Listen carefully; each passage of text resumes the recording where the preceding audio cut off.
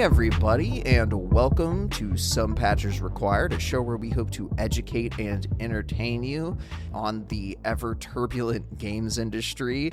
I'm one of your hosts, Zach. And I am your other host, Aaron. And if you hear me stumbling over my words, it's because it is very early, and I am not a morning person, if you will. So I do apologize there. I believe this is one of our rare pre-coffee episodes. Yes, this is very much, or pre-Red Bull even. Pre-caffeine, just sort of in general. So enjoy the dulcet tones of our sort of sleepy voices. The good news is we have been told multiple times that we should definitely make an ASMR podcast. So if you're looking forward to that, that's what this is. Before I make more bad jokes and delay, I'm gonna turn the gain up real high and whisper everything. Corporate wasteland. Pause. Thanks everybody for tuning back in. We really appreciate it. Or thank you if you're a new listener. Please like and subscribe, hit that engagement button, whatever it is for the platform that you happen to be on. And then if you don't mind too terribly much, please recommend us to a friend, or as we like to say, a mortal enemy.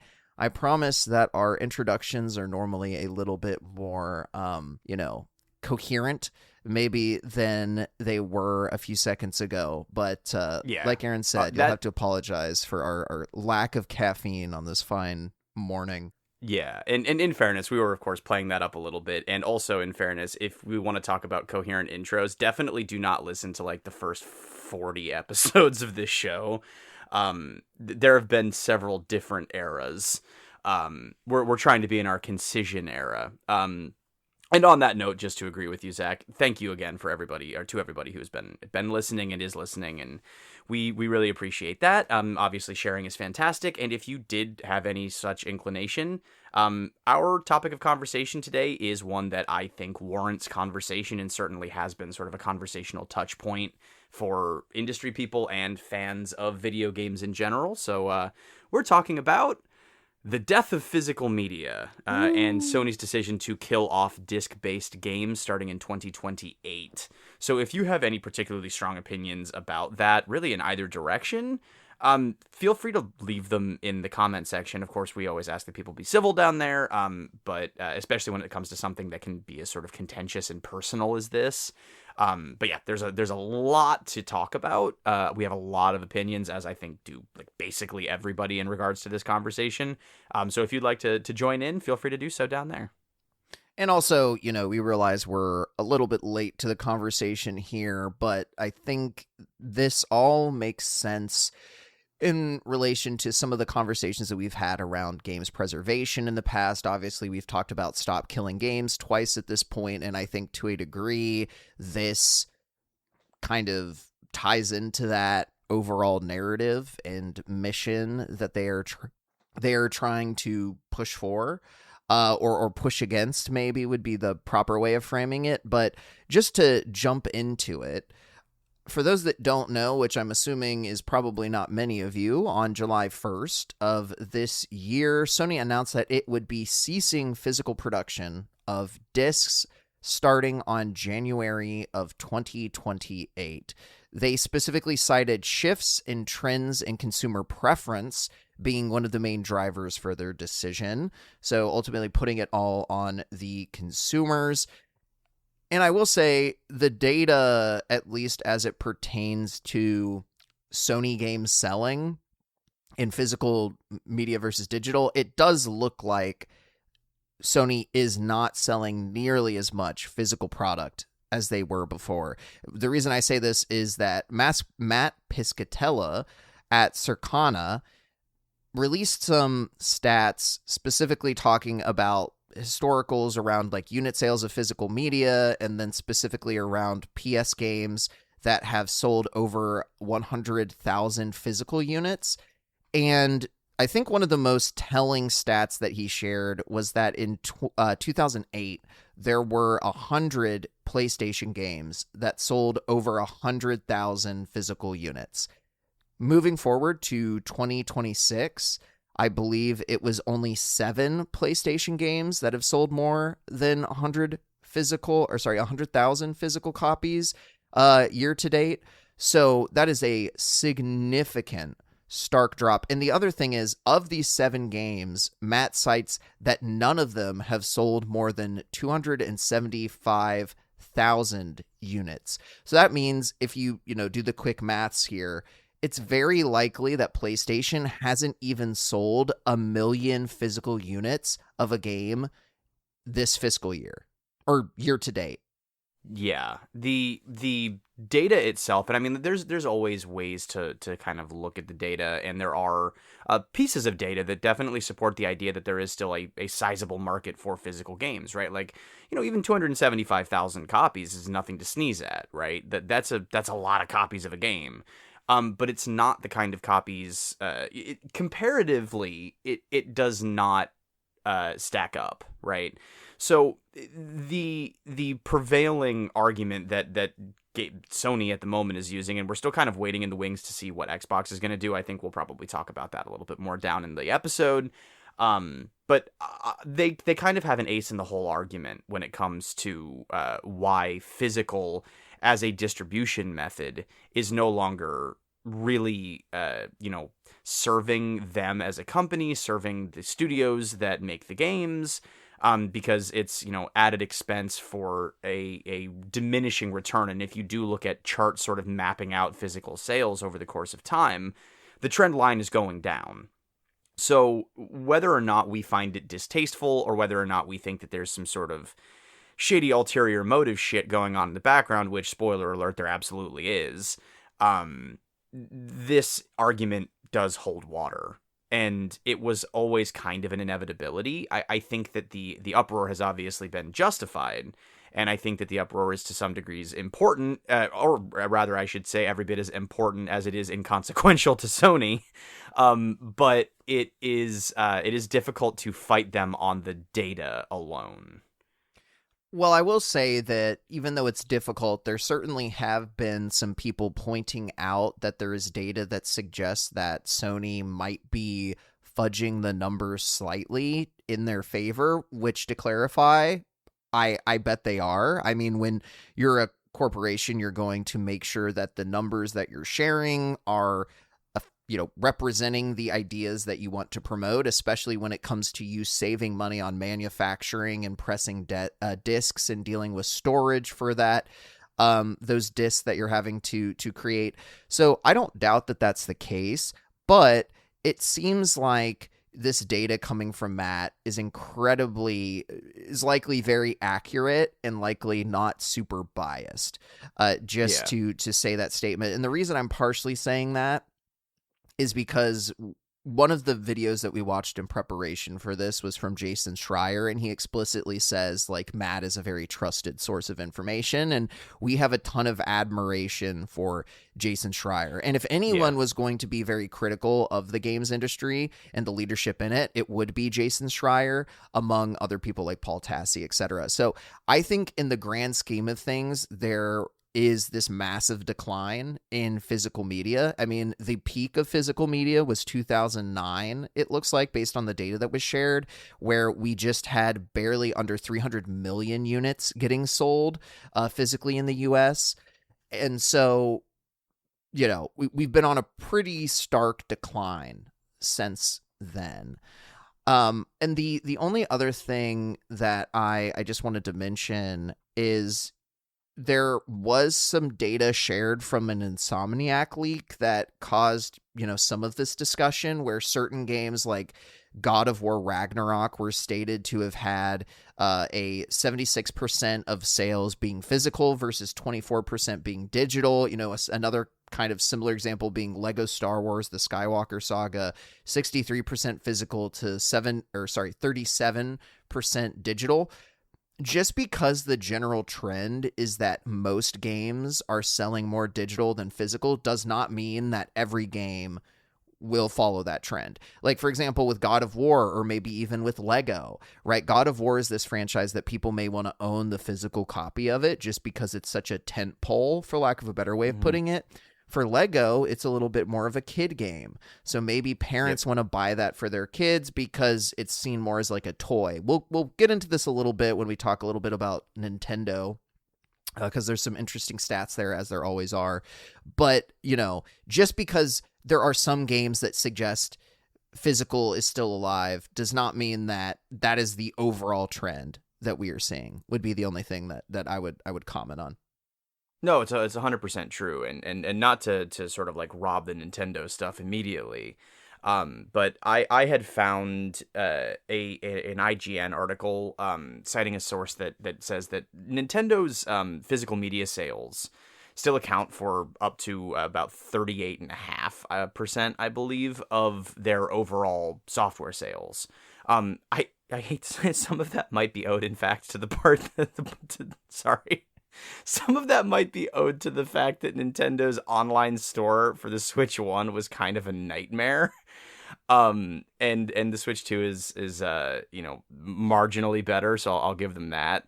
But the Switch 2's actual like sort of adoption rate is still not where it needs to be in order to have like the lion's share of that market. But I digress. The idea there, I think, does sort of echo through these numbers in the Insomniac leak, which is, with Nintendo, you can always point to the idea that a lot of their stuff is definitely toyified, to something that you were talking about earlier, Zach. But the big thing is, I think it's age bracket and gifts, right? Spider-Man 2 is going to be the sort of game that families buy for family members or for loved ones. It's a very giftable game. Astrobot is targeting that same sort of like 3D Mario age range. So that's going to be very giftable. I think that Lego Star Wars falls into that idea. So yeah, I mean, like, the data is not one size fits all, but the macro trend is definitely pointing to physical sales being very, very, very, very, very much no longer the dominant force in the industry. Yeah. Yeah, and I think in that article that you linked also, it said that Capcom just came out as saying that 90% of its game sales are digital versus, sub 10% being physical. So like this also could very well be just a publisher by publisher, developer by developer kind of thing, right? Based on some of the factors that you mentioned. Like I know in that IGN article that you're referencing, they explicitly do make that call out about Nintendo being more of this like toy product targeted at families and kids. So there's going to probably be more of a desire to share things within the family. A lot of households have multiple Switches. So that is one of the benefits that Nintendo sees that I think a lot of these other companies don't, because you don't often see households with multiple PlayStations or multiple Xboxes of the same generation. Whereas I know multiple households of adults that have individual Switches. So that is, it's kind of this interesting situation that they find themselves in. And then I think the last thing that I would just want to comment on as it pertains to Sony, at least in this story part, is, what all does this mean exactly? And what do I mean by that? There are clearly still people that are very passionate about the physical media side of things when it comes to PlayStation games. What does it mean that Sony is just moving away from that? Is it because they don't believe that there's enough people there? My argument is no. They understand how many people are there, and I agree with Michael Bell's point on this. Basically, Sony has decided that the audience for physical media is small enough at this point that it's worth optimizing out. What do I mean by that? Well, they're going to save money on manufacturing. That means disc pressing, storage, increasing revenue through things that are just through their store platform, right, Aaron? And it's going to make up for those sales that they'll lose from people that are going to get pissed off and boycott and all that stuff. The only other thing I just mentioned real quick, massively respect people for trying to go up against Sony with this Sony blackout thing that I think probably already happened at this point. If it hasn't happened, then, same statement, but historically boycotts don't work. The one that kept getting referenced when we were researching this, Aaron, was the Modern Warfare 2 boycott, where the group that was trying to boycott it on Steam, when you checked it the day that the game came out, everyone was playing it.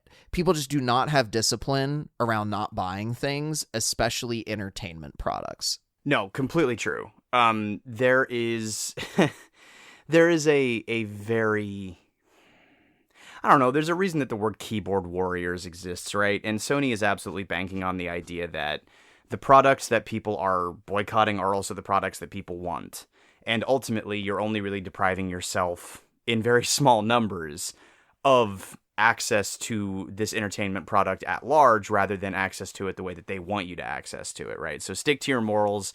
They'll kind of just laugh. They know that no matter what, the number of people who actually stick to their guns on this are just not going to... The number will not move the needle for them. And I mean, shamefully, I hate to say this, like, they're not wrong. I mean, they're being shitty about it, but they're not wrong. I have been playing video games in some form or another since I was a very, very, very, very, very young kid, and I don't want to hang my hat up on this hobby at large, right? I don't want to not play games anymore. I don't want to not play PlayStation games anymore. I don't want to see an announcement for The Last of Us Part 3 and realize that, you know, I have to boycott this game because, you know, they killed the discs, right? There has to be a better solution than that, and we'll get into that a little bit more. Otherwise, you know, I definitely do think that sticking to your morals, much like mine, because despite the fact that I've kind of come down on the side of the data thus far, I'm very much against this move. I think this is an absolutely ruinous decision, being built on the back of manipulative practices and other ruinous decisions. So no, I'm not in any way a fan of this, but I also definitely agree that the voices crying out right now out of anger, frustration, a desire for something to change in the positive direction as opposed to the negative direction for fucking once in the 2020s, this outcry will die down. I heard somebody, and I can't remember for the life of me, if I can figure out where I pulled this from, I will absolutely link it in the show notes. But there was somebody who was discussing this pivot, right? And they were saying that ultimately what we're talking about right now is equivalent to when they started taking disk drives out of personal computers. Like, who's complaining about that in 2026? Who's genuinely up in arms about the fact that your laptop does not have a disk drive? Is that a problem for, you know, certain preservation elements? Is that a problem for accessibility for people who don't have access to high-speed internet? Is that a problem for this demographic and that market segment and this group and this group? Yes, absolutely it is. But who is still up in arms about it? The answer is essentially nobody. I still miss disk drives in my computers, but absolutely nobody else is still worrying about that. And ultimately, the progress of this decision will march us towards a future where the fact that discs are no longer a factor will not matter to an entire generation of players. Now, I would argue that the fact that ownership won't exist ought to matter to everybody. And I think that is really what the crux of the issue is. But we will dig into that momentarily. Yeah, and the only other thing I would just mention here is that it is kind of ironic looking at Sony being the first one to deliver or kind of start the killing blow of physical media. Well, see, that's not even really an accurate way of putting this. What I'm trying to say is, if we can remember back to those that were here and conscious of what was going on in 2013, we were looking at a time when the Xbox One and was it the PlayStation 4 or 3? I'm so bad at remembering back, but regardless. I was going to say, I think it was going into the PS4. But I think it was the PS4. So the Xbox One and the PlayStation 4 were going into development. And one of the big things that basically caused Xbox to be in the shitty position they're in now with consoles behind on sales was that they wanted to add DRM protections to basically prevent game resale all the way back in 2013, 2011, 2012, all that. Well, when that came out, they got memed on by the entire internet, including PlayStation, who at E3 in 2013, I'm sure you can find this on YouTube, there were two executives and they were on stage and they said, "This is how you share games on PlayStation." And one of the executives just handed the game to the other guy on the stage. And it was this big, just like completely embarrassing moment for not PlayStation, for Xbox, that, you know, echoes into this day. But the reality is, yeah, PlayStation was looking at doing the same thing. Xbox just beat them to market on talking about it, and PlayStation held back, saw that the sentiment from the community was incredibly negative, and decided, okay, yeah, we're not going to do this. So, you know, PlayStation's been trying to do this. Game developers and console manufacturers, all this, they have wanted the death of physical media for a long time. So this is not a brand new thing that is just now happening, is kind of the last important thing I wanted to mention. And part of the reason why it's going to be very hard for there to be any meaningful backlash against this, because people have been salivating and trying to kill physical media, and in some ways failing, for like 10 plus years. Oh yeah, 100%. Well, I mean, actually considerably longer than that. If you, and I won't go all the way into this, there's a whole fascinating history to it, and shout out to my my brother, who's a friend of the show, for introducing me to sort of these concepts over the course of conversations we've had regarding this issue. If you go back to the dawn of home media with like VHS and Betamax and all that fun stuff, you actually do see massive resistance from major companies like Disney, who did not want to release their films for home ownership because they knew that it would cut into their theater revenue, especially since at the time, I believe they were re-releasing their movies into theaters on a regular basis for people to go and pay full ticket prices to watch. And that was the way that you would watch Disney animated movies on repeat viewings, was to go back to the theater for re-releases. The idea to them at that time that you could buy the thing once and just own it was absolutely aberrant, to the point where they fought tooth and nail to not have their stuff released on any sort of home media. And obviously it would have been called physical media back then because there was no such thing as digital media. But it you know, that was a big problem as far back as that, right? So companies who produce media do not want you to own that media, and they definitely do not want you to be able to resell that media without them getting a slice of the pie. And that is one of the big reasons that we've seen these pushes for DRM. It's one of the reasons that Xbox is still in the shitter, is because they lost the worst possible generation, because the PS4 generation, as we've discussed on the show, was the transition point into forever games, into digital libraries, into ecosystem adoption. And they completely face-planted on that generation because they tried to do DRM too early. Now, there's nothing standing in anybody's way. They do have the numbers to back it up, and no matter how loudly we all wail, they're not going to back down, and Sony has actually said as much. They're moving cautiously forward, in their own words, with this plan, because they're confident that this is whatever market segment is going to be pissed off enough to not buy will not move the needle enough to offset the increased earnings from not needing to really deal with lower prices or you know, set, you know, up retailers and all that fun stuff. So yeah, it's a good time. It's a very good time, but this is not a new issue. I would say, before we kind of dive more into our specific thoughts, the good news for those people that are upset by this move is that Sony is being taken to court on legal action across the globe, mainly in the US and in Europe, but there are multiple legal cases being filed against them that are functionally stating Sony's being anti-competitor by not letting their games be with other sellers, basically, whether that be digitally, well, mostly digitally. My understanding is that, you know, there was a period where Sony was allowing physical codes of their game to be distributed on other storefronts, and then they basically were like, we're not doing that. That's not allowed.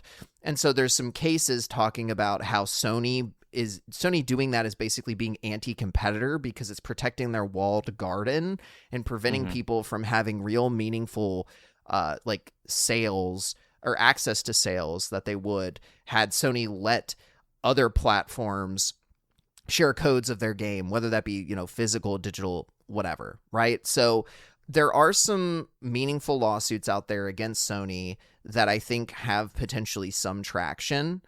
Specifically, if you want to learn more about those, Bellular did a great episode called Streamlined Aesthetic, Simple Setup. Oh, wait. What am I talking about? That's not what it's called. Why is it doing that? I did a copy. It's called The World is Turning on PlayStation. That's so awkward. Yep.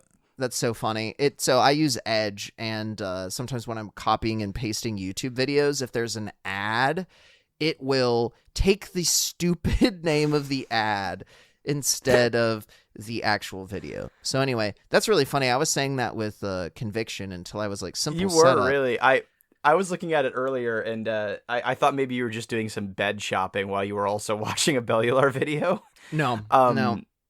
Yeah, so, but yeah, Bellular did do, that was a good video that does break down the specifics of certain lawsuits in terms of how they're playing with like EU law and how this whole issue is sort of galvanizing disparate movements, sort of satelliting the Stop Killing Games movement into one very unified voice.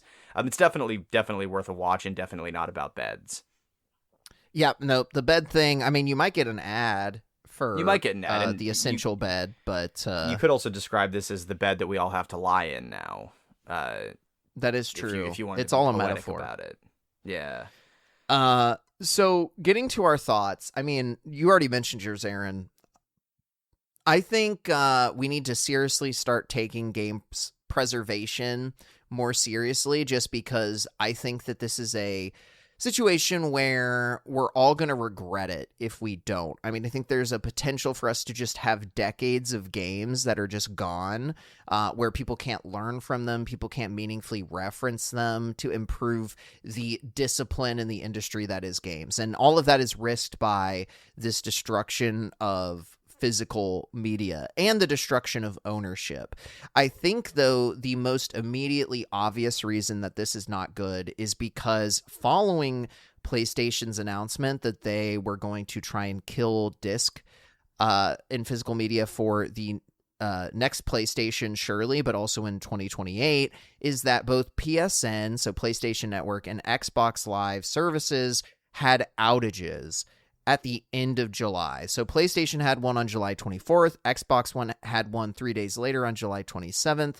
And the consequence of these outages was that people were unable to access potentially thousands, certainly hundreds of dollars of games that are in their games library. Probably also things like movies, TV shows, other digital media that you've purchased on the PSN store or the Xbox store. You just do not get access to it anymore, because in order to get access, oftentimes you need to be authenticated through their live service. So very clearly there's a problem here, because outages, service outages, they're just going to happen. They're going to continue to happen. And in the case of the Xbox One, I think it was almost 24 hours of it being out.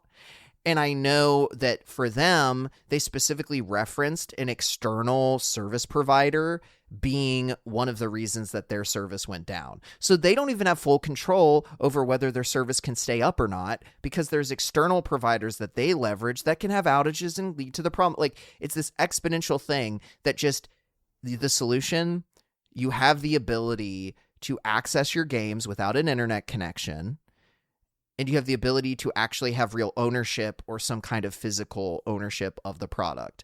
Because when there were previous outages on like the Xbox 360, it didn't matter. Slot that game in, you can play regardless of whether Xbox Live is up or not. Well, you can also play regardless of whether or not you have access to an internet connection. Yeah. Like that's the other thing, right? Like, your internet provider could go down. You could lose not power, but like you could just lose access to the internet, and suddenly you just don't have your games anymore.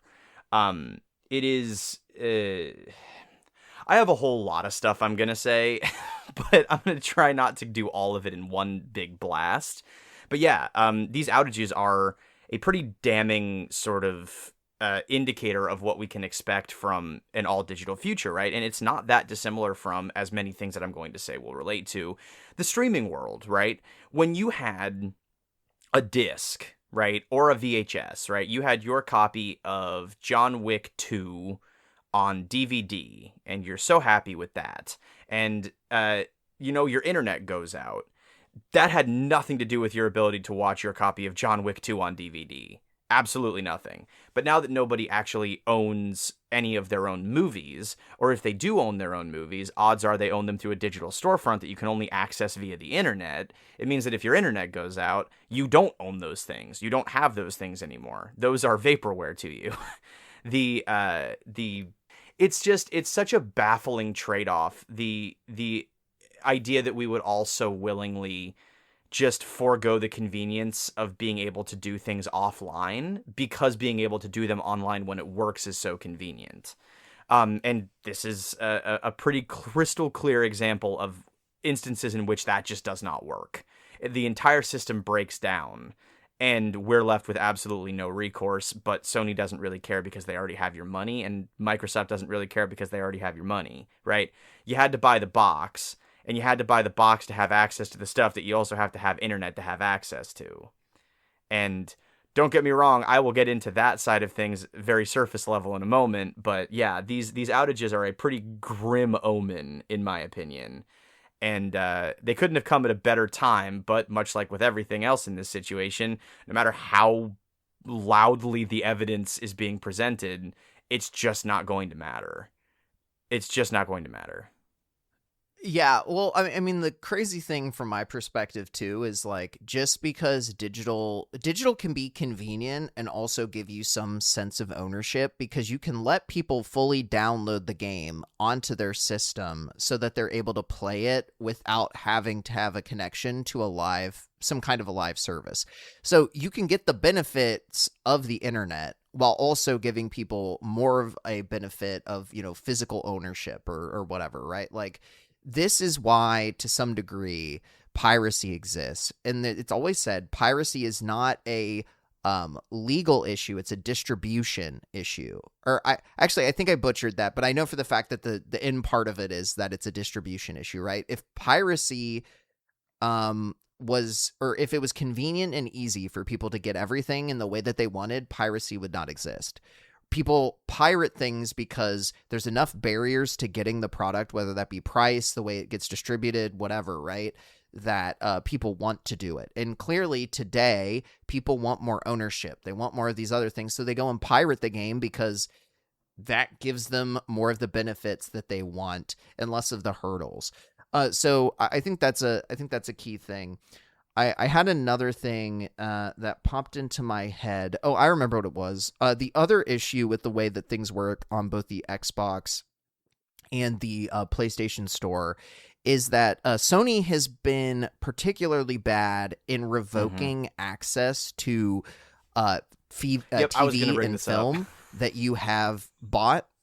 Yeah. So specifically, there's been a situation more recently where there were films the Studio Canal thing that you put down there?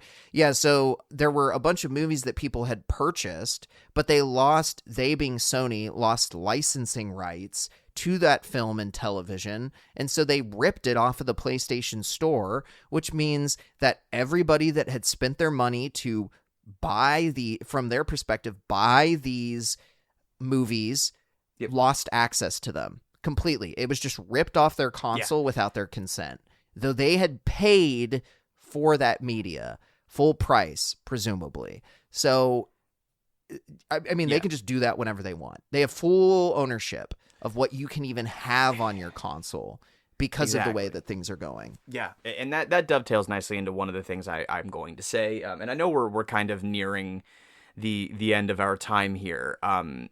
But this won't be like exactly closing thoughts. But in terms of the ownership side of things, it is obviously in these companies' interests to deny you ownership of the product, right?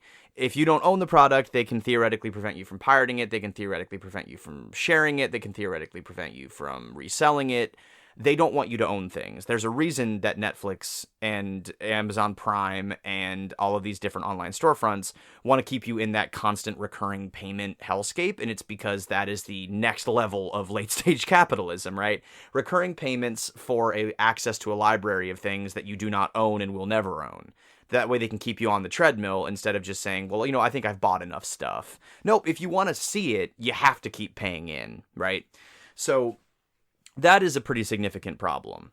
We don't own things anymore. And the fact that, at the very least, I do own that disc, whether or not that disc is fully playable, whether or not the game is accessible to me in the way that it would have been in previous generations, purely by virtue of having the disc is largely immaterial, right? And I am not so much of a Luddite that I am unwilling to at least entertain the idea of a format shift, because there were incompatibility issues with DVD players and VHS tapes. This is evident. PS2 games wouldn't play on later PS3s, and PS3 games won't play on PS4, right? There's always been a tug of war between consumer interest in terms of preserving original libraries and your ability to utilize those libraries on modern hardware. When a format shift happens, these are the normal conversations that spring up out of it.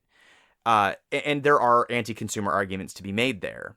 I am not inherently opposed to a switch to digital as a format shift. I am fundamentally opposed to a switch to a no ownership future. So I think that there is a very, very, very significant danger of us owning essentially nothing to do with our game libraries or broader media libraries within the next decade, 15 to 20 years. Because as hardware prices continue to increase, whether those ever normalize is a completely different conversation, but at least as things stand, console hardware is pricing people out. So we are hurtling towards a future where more and more investment will be placed into cloud gaming, meaning that you will not be required to purchase hardware. You will be required to purchase access to a software library. And then we've arrived at the Netflix of games again, except in this instance with even less ownership than a Game Pass situation. An identical amount of ownership to a Game Pass situation, but even less theoretical access to the file, because you won't even have it downloaded on anything. It'll just be streamed. That would be the best case scenario for these game companies, because then they could keep you constantly on that subscription treadmill rather than relying on individual games to make money for them.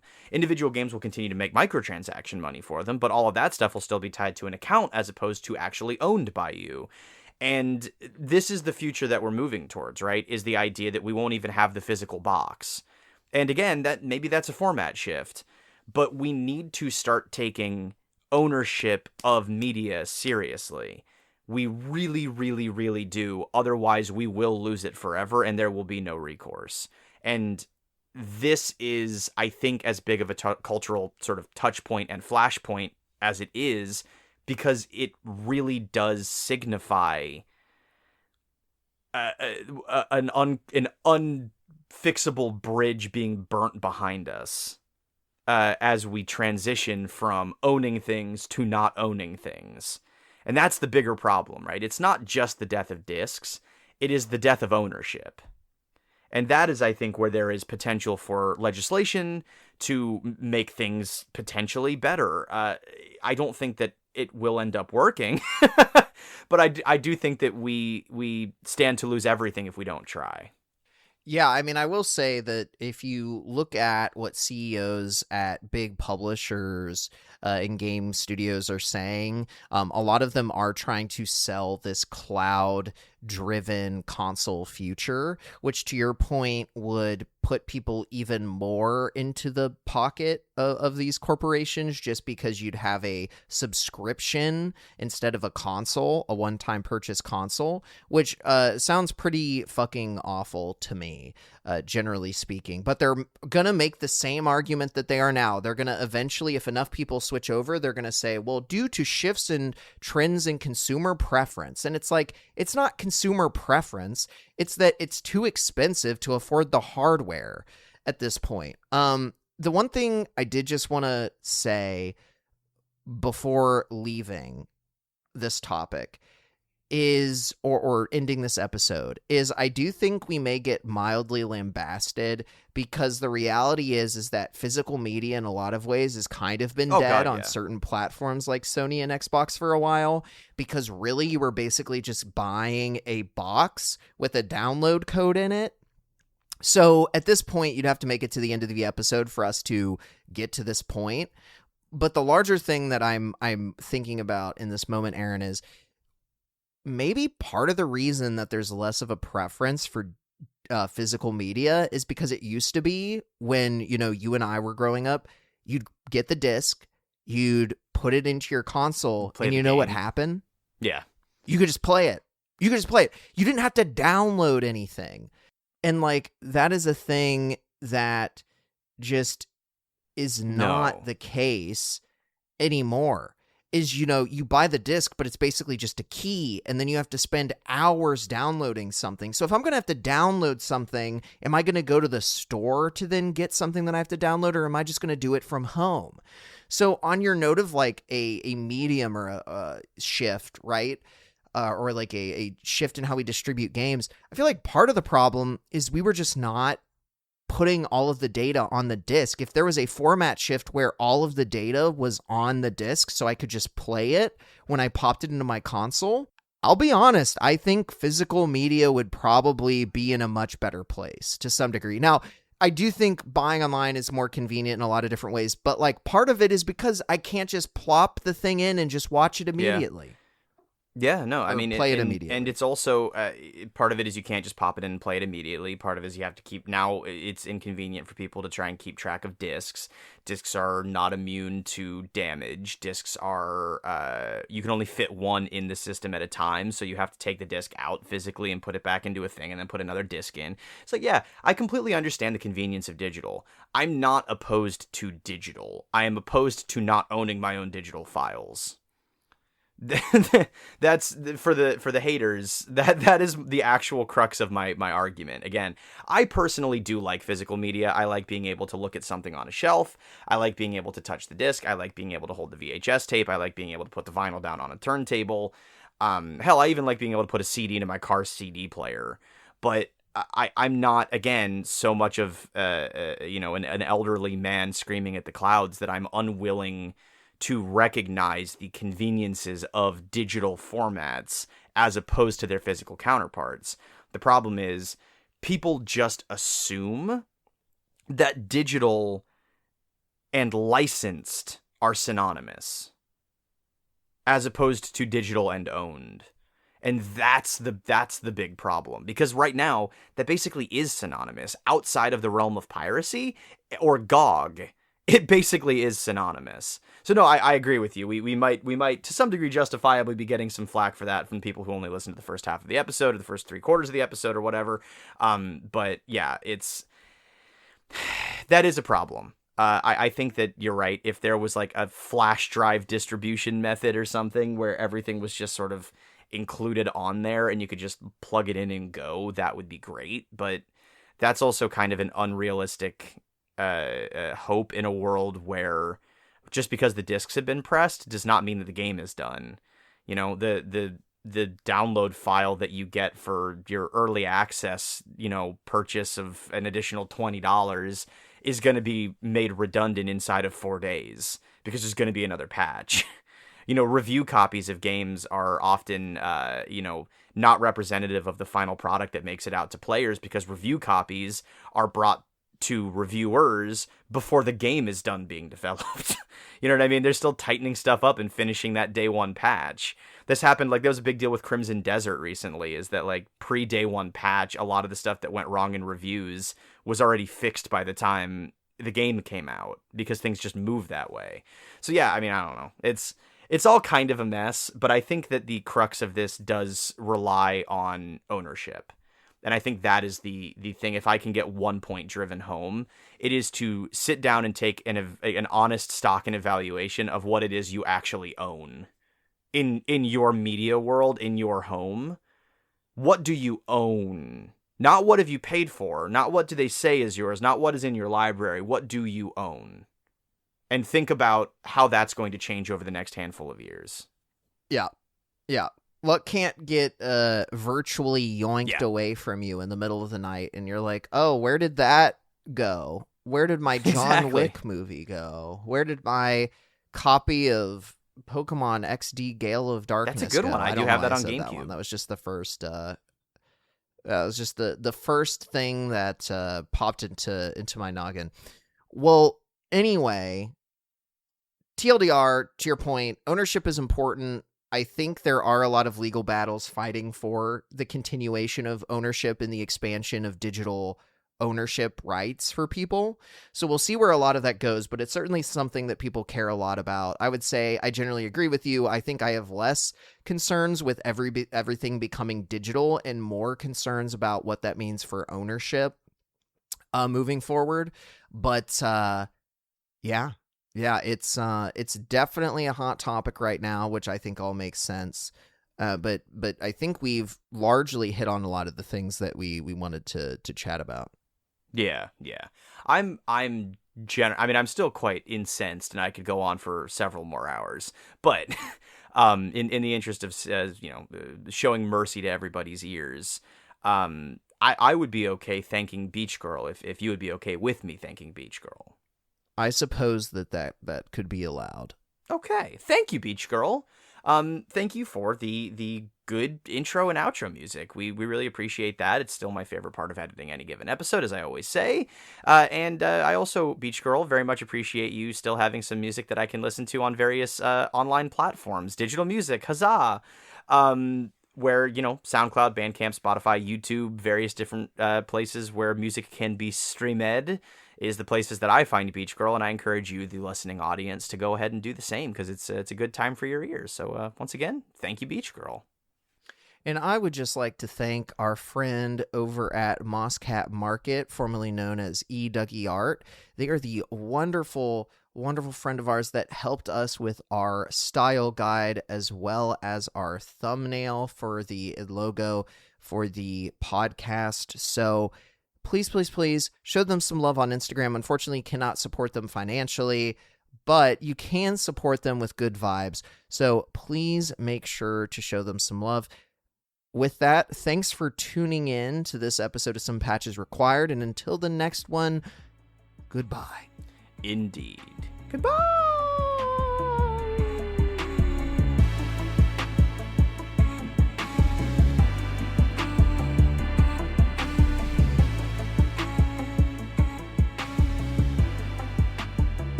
Bellular did a great episode called Streamlined Aesthetic, Simple Setup. Oh, wait, what am I talking about?